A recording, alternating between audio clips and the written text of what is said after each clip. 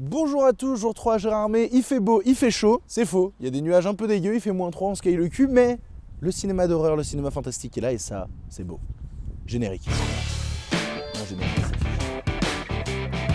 Bonjour, je suis Victor de la chaîne In The Panda, je suis au festival Gérard Armé, le festival de cinéma fantastique qui se déroule sur 4 jours, nous sommes le 3e jour et aujourd'hui ça va être compliqué. Parce que d'habitude quand je fais ces petites reviews, je parle de tous les films en compétition que j'ai vus. Hier j'en ai vu 3, à savoir Await Further Instruction, qui est l'accent anglais de qualité, Life Changer et enfin The Unthinkable. Mais là où réside le petit souci, c'est que Await Further Instruction va ressembler un peu à des trucs que j'ai dit hier, à savoir que en fait il se trouve dans la globalité du festival un film assez peu intéressant et pas mauvais, mais très moyen. C'est un film avec des gens qui se retrouvent enfermés dans une maison à écouter tout ce que leur dit la télé. C'est débilement Z, donc on peut vouloir en rire. Puis soudainement, le réalisateur, dans une interview, a balancé « Alors en fait, mon film, c'est une métaphore du Brexit ».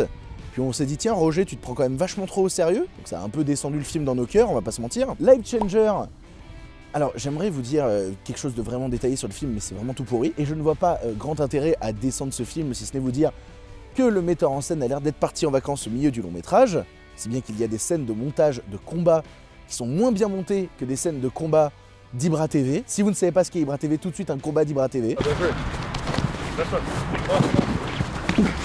Voilà, ça, c'est mieux monté que les scènes de combat du film. C'est quand même dommage, s'il vous plaît. Donc plutôt que de se reposer sur le négatif qui a l'air de dominer pas mal dans cette sélection depuis le début du festival, j'ai envie de vous parler du Messie. J'ai envie de vous parler de The Unthinkable. Il y a un vrai débat sur ce film en fait, des gens sont complètement restés à l'extérieur, des gens sont complètement restés à l'intérieur. Moi je fais partie des gens qui trouvent le film formidable. The Unthinkable en fait s'intéresse à une famille dysfonctionnelle, ou en tout cas à un héros qui a toujours eu une relation très complexe avec son père et avec une nana et qu'il a vraiment jamais dit qu'il était amoureux, et qui se retrouve à retourner un peu dans son village d'enfance alors qu'en Suède, la guerre éclate. Il y a de la pluie chimique et des explosions du Parlement. Globalement, c'est un peu la merde. Donc là où la première heure peut laisser en dehors parce qu'elle requiert beaucoup d'exposition, on comprend dès la deuxième heure et quand il y a un turning point qui arrive à la moitié du récit et qui va complètement retourner l'histoire, que toute cette première heure explicative est super importante. Parce que comme je vous disais, le film veut à la fois parler d'un contexte de guerre et de famille dysfonctionnelle. Et c'est traité avec une justesse qui est effrayante.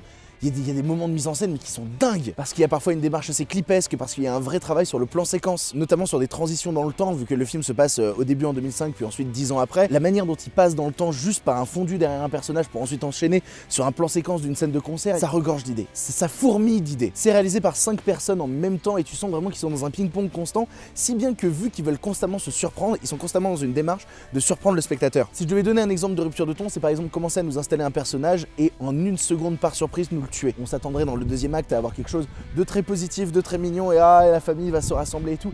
C'est tellement moins manichéen que ça. C'est blindé d'idées, putain. Non mais c'est dingue. The Unthinkable, c'est un film qui ne va pas trouver le chemin de nos salles. Pourquoi? Parce que c'est un film suédois et que c'est très compliqué de marketer un film suédois en France. C'est typiquement suédois comme film. D'ailleurs, voilà, un truc typiquement suédois traverse l'écran maintenant. Hugo vient de me regarder derrière la genre. Quoi?